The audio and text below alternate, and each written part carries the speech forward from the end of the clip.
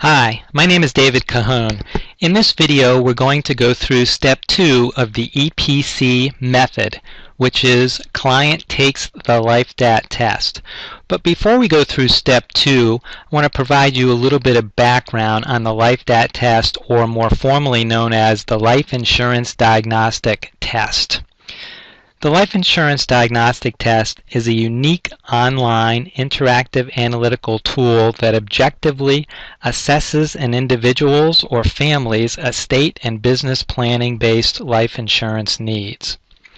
The life-dat questions are the same questions that Asperti, Peterson, and Cahoone ask our own clients. Life-dat sets forth a series of statements that we refer to as questions.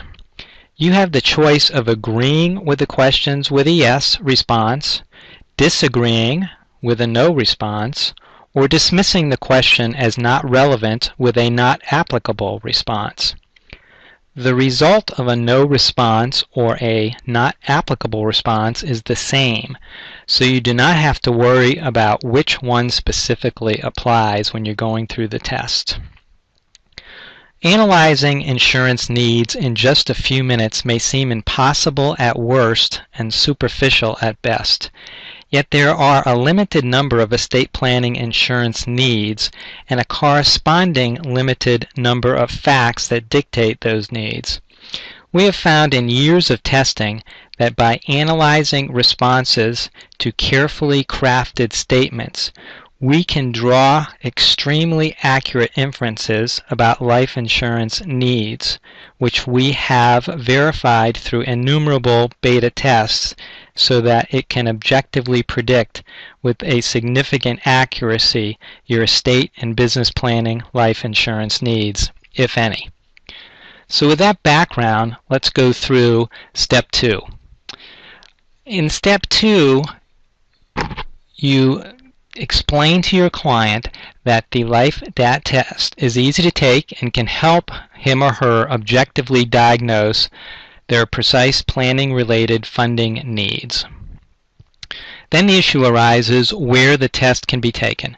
Generally, there's a couple different alternatives. First, the client can take the test in your office right then and there while it's fresh in everyone's mind. You can sit down together and go through the life-dat test and come up with the test results. Alternatively, the client may wish to take the test at their home, in the privacy of their own home, when they can do it at their leisure. In that case, you would provide the client with your login and password so that they can take the test. Finally, the client may not wish to take the test at all, and in such case you can just provide them a copy of the Objective Guide to Estate Planning and Life Insurance, and you can have them leaf through the chapters and see if any of the case study stories provide solutions that would help them with their life insurance needs. So let's say you have a situation where the client wants to take the test.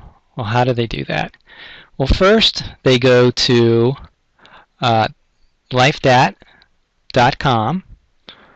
and they go to the home page, and then you would log in, or they would log in using your login and password information. And once you're logged in, then you can click on life-dat test. And once that's clicked on, if you want to start a new test, we'll put in a hypothetical client, Mary Smith. And then after you enter the client name, you click the Start Now button. And then you'll be asked two preliminary questions. Does your client, Mary Smith in this case, own a business? Let's say the answer is no. And does Mary Smith have children? Let's say the answer is yes. And then depending on how those two questions are answered, different additional statements will be asked based on those questions. And they're generated by clicking the Next button. So let's click Next.